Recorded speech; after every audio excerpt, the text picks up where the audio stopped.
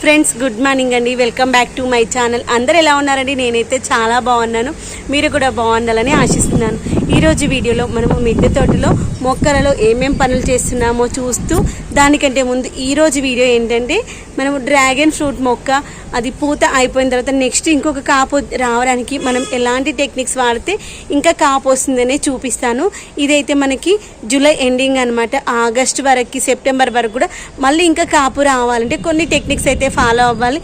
ఎప్పుడు చెప్తూ ఉంటాను కదా, మొక్కలు ఏంటంటే సీజన్తో సంబంధం లేకుండా కాపు రావాలంటే కొన్ని మనము చేస్తూ ఉంటే అవి వాటికి పూత కాత వస్తుందని ఈరోజు వీడియోలో చూపిస్తాను. వచ్చేసేయండి. వచ్చే ముందు చిన్న రిక్వెస్ట్ అండి, నా ఛానల్ని చూస్తున్నారు కానీ సబ్స్క్రైబ్ చేసుకోవట్లేదు అబ్బా, ప్లీజ్ సబ్స్క్రైబ్ చేసుకుని సపోర్ట్ చేయండి. ఈరోజు అయితే మనము మందారాలు తెంపుకుందాము. ఇదిగోండి, గాలి వస్తే మన మందారాలు అయితే కిందనే రాలిపోతాయి, ఎందుకు అర్థం కాదు. ఇదిగోండి, పాపము ఎండ ఉన్నట్టు అనిపించలేదు కానీ బాగానే మొక్క అంతా డల్ అయిపోయింది చూడండి.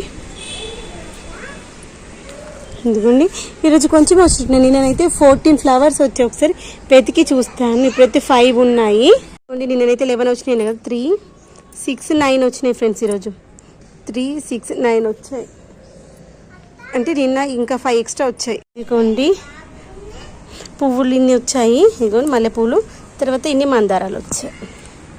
చాలా సంతోషం అనిపిస్తాయి. మన రోజు మన తోటలో వచ్చినటువంటి పువ్వులు తెంపుకొని వెళ్ళి దేవుడికి పెడితే ఇలా నేను బాక్స్లో పెట్టేసి కిందికి వెళ్ళిన తర్వాత అల్లుకుంటాను. ఇదిగోండి పుదీనా మనకు ఒక వనంలా కనిపిస్తుంది కదా. ఇంత మంచి గుబురుగా రావాలంటే చిన్న టిప్ ఏమీ లేదు.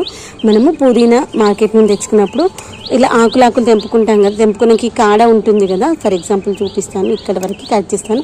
అది ఇది ఉంది కదా కాడ, ఇంత కాడ ఉన్నా చాలు. మట్టిలో ఇలా కుచ్చేస్తే సరిపోతుంది. అది మంచిగా చిగురు వచ్చేసి ఇలా అవుతుంది అనమాట. తర్వాత అలా వచ్చేసింది కదా, తర్వాత దీన్ని మనము కట్ చేసుకునేటప్పుడు ఇదిగోండి ఇలా టిప్స్ కట్ చేసుకోవాలి. ఇదిగోండి ఇలా మంచిగా, ఇంత పచ్చగా ఉంది కదా, ఇలా కట్ చేసుకుంటే మంచిగా వస్తుంది అనమాట. మనం ఆకులు కట్ చేయొద్దు, ఇలా కొమ్మలు కట్ చేసుకోవాలి. తర్వాత వీటి యొక్క కొమ్మలు ఉన్నాయి కదా, వీటిని పాడేయకుండా వీటిని మళ్ళీ ఏదో ప్లేస్లో పెట్టామనుకుని మంచిగా వస్తాయి. మొక్కలు ఇంత మంచిగా ఏపుగా పెరగడానికి నేను తయారు చేసుకునేటువంటి ఈ యొక్క కంపోస్టే కారణం అనమాట. ఇదైతే కంపోస్ట్ బిన్ను. నేను ఇలా మనము ఇంట్లో వాడుకున్నటువంటి కూరగాయల తొక్కలు కావచ్చు, ఆకుకూరల తొక్కలు, పండ్ల తొక్కలు ఉంటాయి కదా, వాటిని పాడేయకుండా ఇలా ఒక కంటైనర్లో తెచ్చేసుకొని ఈ యొక్క బిన్లో అయితే వేసేసుకుంటాను. ఇక్కడ నేను మనం ఇంట్లో ఏమేమి వాడుకుంటామో ఆ తొక్కలు అనమాట. చూడండి, ఇప్పుడు డ్రాగన్ ఫ్రూట్స్ తిన్నాము, దానిమ్మ తిన్నాము, బనానా తిన్నాము, అలా వాటర్ మిలన్, వాటి యొక్క తొక్కలు ఏంటంటే పాడేయద్దు అనమాట. ఇదిగోండి ఆ యొక్క తొక్కలన్నీ తీసుకొచ్చి ఇలా వేసేసుకుంటే ఇంకా ఖాళీగా ఉంది చూడండి. దీంట్లో ఇంకేం వేస్తాయో చూపిస్తాను. ఇవన్నీ మనము డస్ట్బిన్లో వేసేవి గుర్తుపెట్టుకోండి. డస్ట్బిన్లో వేయకపోతే చూడండి ఎంతో మంచిగా అందంగా ఆర్గానిక్గా పడినటువంటి కూరగాయలు ఆకుకూరలు వేసుకోవచ్చు. అవి తర్వాత ఇవి మనం పువ్వులు వీటిని కూడా వేసేసుకొని ఇంకా ఈరోజు నిండిపోతుంది. ఇది వేసేసుకున్నాక మట్టి కప్పేసుకుందాం. వేసేసాక కలుస్తాను. ఇవి పువ్వులు కూడా వేసుకుందాం. ఇదిగోని వేరే కుండీలోకి మట్టి తీసుకొస్తున్నాను. ఇదిగోండి నిండిపోయింది. ఇలా కొంచెం ఒక 2-3 గుప్పులు మట్టి వేసుకుంటే సరిపోతుంది. ఇప్పుడు మనకు ఖాళీగా ఎక్కర లేదనమాట, అందుకనే కుండీలలో ఉన్న మట్టి వేస్తున్నాను. ఇంకొక గుప్పుడు వేస్తే అది కవర్ అవ్వాలంతే. మనకు చూపిస్తే నేను ఒక 10-15 డేస్లో ఎంత మంచిగా డికంపోజ్ అయిపోయి లోపలికి వెళ్ళిపోతుందో చూద్దాం. ఇంతే సరిపోతుంది. దీనిపైనకి నేను ఇలా కవర్ చేస్తాను. మన దగ్గర ఏది ఉంటే అది పెట్టచ్చు. దీనిపైన ఈ కంచుడు ఉండేది కానీ ఇరిగిపోయింది, అందుకని ఇది పెట్టేసి దీనికి లోపలికి వాటర్ వద్దని కవర్ పెడతాను. ఇక్కడ ఒకటి ఉంది కదా, అక్కడ 2 ఉన్నాయి పక్కనే. ఇంతకుముందు నేను పైనకి వెళ్ళి చూపించాను కదా, అది వచ్చేసి అదనమాట. అక్కడ లోపల దాక్కుని చూడండి. అది మనకి ఇప్పుడు మొత్తానికైతే ఈ యొక్క 4 అయితే ఉన్నాయి. 4 ఎంతవరకు మక్కినాయి లేదా చూద్దాము. ఇంకొకటి పైన చూపించే కదా, అది మక్కడానికి వచ్చింది. ఈరోజు అయితే మన తోటలో ఇవ్వచ్చినాయి. కొన్ని మిరపకాయలు తెంపాను, కొంచెం పాలకూర ఉంది, కొంచెం తోటకూర ఉంది, ఇంకొకటి ఈ ఆకుకూర ఉంది. ఇదైతే చాలా మంచి ఆరోగ్యానికి. ఈ 3 ఆకుకూరలు కలిపేసి పెసరపప్పు చేస్తాను. ఇంకా కొన్ని వంకాయలు మనం తెంపుకపోయినవి ఉన్నాయి కదా, వాటితో మసాలా వంకాయ చేస్తాను. రేపటికైతే మనకి లంచ్లోకి ఇవి 2 వస్తాయి అనమాట. మిక్స్డ్ లీఫీ వెజిటేబుల్స్ తోటి పప్పు అండ్ మసాలా వంకాయ. ఈ విధంగా నేనైతే బాటిల్లో ఫిల్ చేసుకున్నాను. మన దగ్గర స్ప్రేయర్ ఉంటే స్ప్రేయర్లో ఫిల్ చేసుకోవచ్చు. ఈ విధంగా మనము డ్రాగన్ ఫ్రూట్ మొక్కకి ఇస్తే ఇది ఈ స్టేజ్లో మనకి పూత అయిపోయి మళ్ళీ ఇంకా కొత్త పూత రావడానికి చాలా బాగా పనిచేస్తుంది అన్నమాట నీమ్ ఆయిల్. లేదంటే వేపాకు కషాయం ఉంటే వేపాకు కషాయమైనా ఇవ్వచ్చు. ఈ మొక్కకు వచ్చేటువంటి ఏ పేస్ట్ అయినా కానీ రాకుండా ఉండడానికి చాలా బాగా దోహదపడుతుంది. ఇదిగోండి ఇలా వస్తుంది కదా మొక్క పైన ఈ యొక్క ఫంగస్ లాంటిది, ఇదైతే రాకుండా ఉంటుంది అన్నమాట.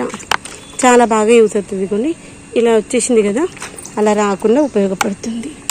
ఇలా మొక్క మొత్తం అంతా తడిసేలాగా స్ప్రే చేసుకుందాం.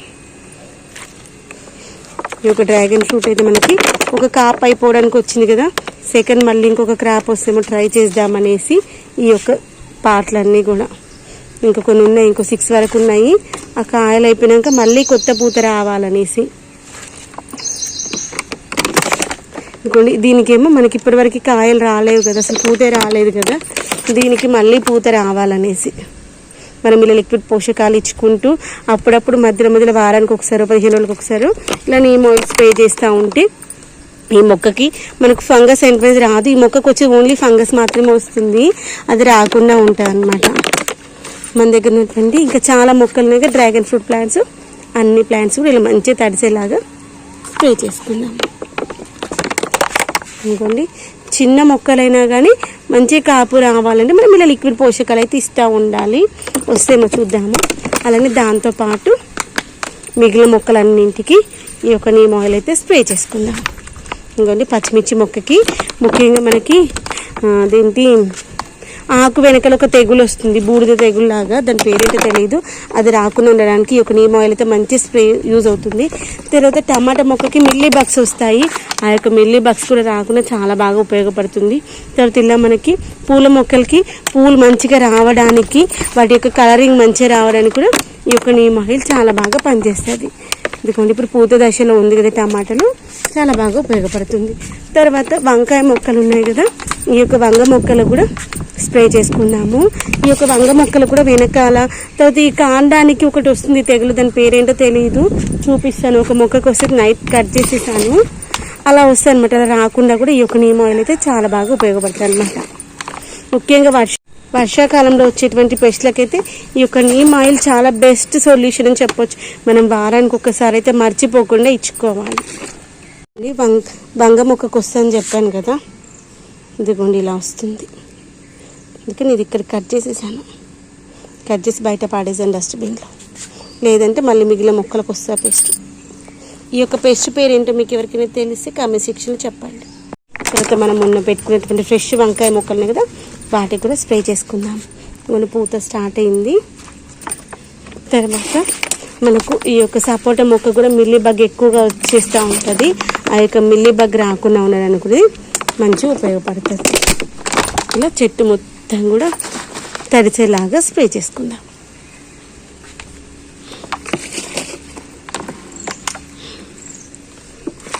ఇది ఫస్ట్ కాప్ అనమాట మనకి. బెండ మొక్కలు కూడా స్ప్రే చేసి మళ్ళీ మన మొక్కలకి ఎక్కువగా గబ్బు చీమలు వస్తున్నాయి కదా, ఆ యొక్క గబ్బు చీమలు కూడా రాకుండా ఉంటాయి. ఆయిల్ ఉండడం వల్ల ఎక్కడానికి కష్టమవుతుంది, స్టిక్కీగా అవుతుంది, ఈ యొక్క చేదు కూడా తట్టుకోలేవు, రాకుండా ఉంటుంది. ఈ మొక్కనైతే మన మిద్దె తోటలో మంచి హైలైటర్గా ఉంటుంది, ఆకులు అందంగా అనిపిస్తాయి. ఈ యొక్క పువ్వు వచ్చినాక కూడా పువ్వు కూడా చాలా బాగుంటుంది.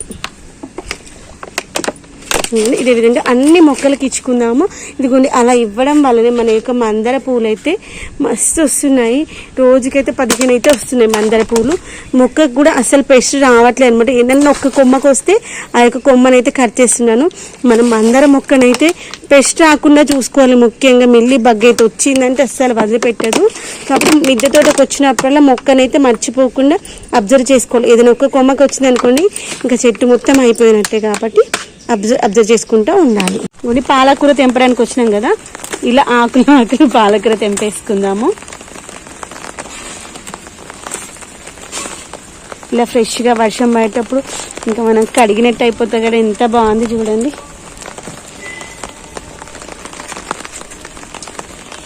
ఇలా ఒక్కొక్క ఆకు కట్ చేసుకుందాం. ఇప్పుడు పాలకూర